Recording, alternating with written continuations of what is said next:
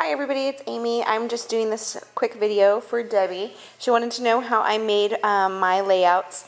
Sorry, let me pan over here, my messy place. I should cover your eyes so you don't have to see it. But anyway, the layouts that she wanted me to show you about were these ones right here.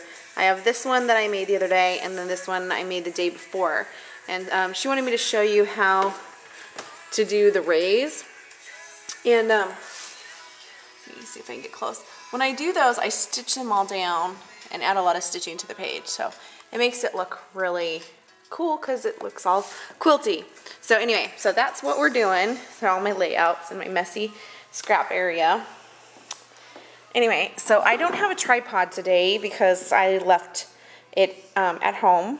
But anyway, so this is what I start with, is my pile of scraps. And what you want to do is you want to make your scraps into a pointy ray. Okay. So what I do for that is I use my trimmer, and I just take my piece of paper and I line up one corner and then lay this down. I'm trying to do it with one hand, so this is very tricky, but I did a whole bunch just to show you. So then you just, you know, cut it. So I'm going to do one video showing you how I put these together, and then I'll do another video showing you how I stitch them and the whole actual process of it. At least I'll try without a tripod today. So that's what I do to get my rays. And then you just keep going back and forth on that strip, you know, like this and like that with your trimmer until you have, you know, the whole piece cut into a bunch of rays. So then what I do is I take my 8.5 by 11 sheet. I just take any piece that I have, and this one just happens to be white, but you can use any color because really you're going to cover up the whole thing and you won't see it.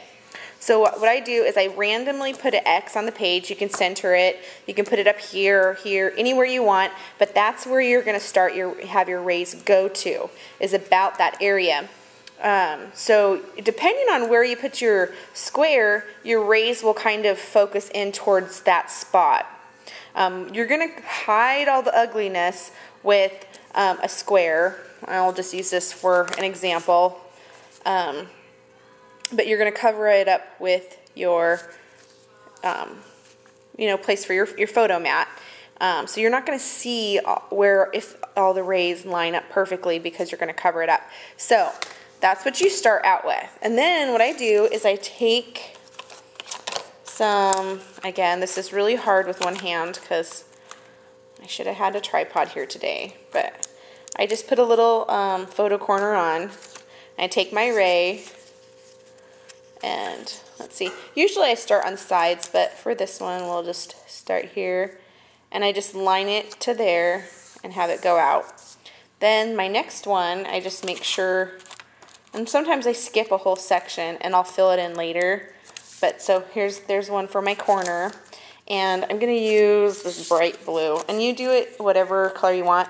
And if you want your ray to be really thick this time, you can start it like this, or you can bring it like this if you want them skinny rays, like if you want them really thin. But I like mine to be thicker and thinner. So I mean, you do that, and then what you do, I don't know if I can do it with, I don't know how to hold the camera, but anyway, you take your scissors and trim that off. Then if you want to, you could use this over here. Okay? And you go around doing that whole page, and when you want to overlap them, you just want to make sure that you put your paper right up to the thing and still keep this, making this look like a not the diamond, a triangle. So you want to keep it triangle, and then when you do this one over here, you're going to want to position it up, you know, scooch it up like that so that that looks like a diamond, that looks, and then like that. I probably wouldn't put those two together because they're too close in color, but that just gives you an idea of how I go around my circle, and I do them all, and then what I do is I put them all down, and then I trim around the square.